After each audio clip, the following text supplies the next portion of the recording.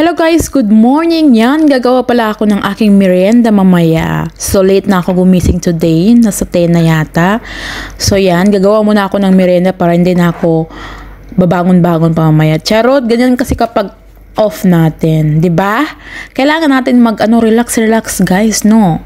So yan guys, no, yan pala yung mga lulutuin ko pala ay maha blanca. First time ko magluto ng maha blanca today. Ngayon, hindi ko alam kung maging maganda ba ang labasan ng aking lulutuin.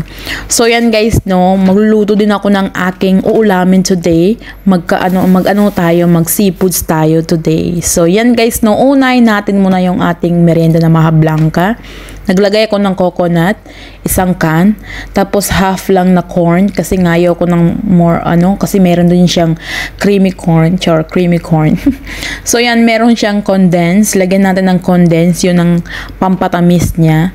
So halu-haluin lang natin yan guys. Mix lang natin. Hindi pa yan nalagay sa apoy guys kasi baka magdikit. So nilagay ko na lahat ng ingredients niya. Tapos mamaya ko lang ilagay yung mga cornstarch. Tapos naglagay ko ng evaporate. Konti lang, half lang, gano'n. So bago ko buksan ng kanyang apoy is imimix ko muna para mix lahat. 'Di ba? Sana all. Charot. So, gagawa tayo ng cornstarch dito guys. Konti lang yung mga 1 cup siguro yung nilagay ko. Tapos, lagyan natin ng rainbow. Rainbow, hindi yung milk guys na evaporate.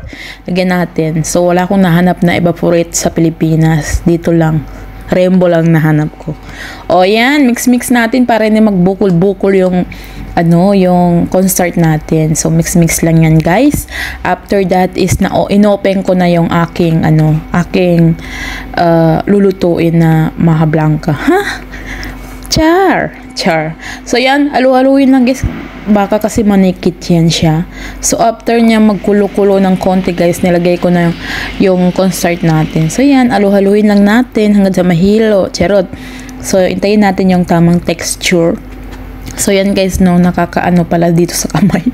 Ang hirap pala. So yan, luto na. Fast forward, luto na talaga guys. Ang nilagay ko guys, hindi cheese. Ang nilagay ko po ay mani guys. Mani. So yan guys, no, don't forget to share and follow. Bye!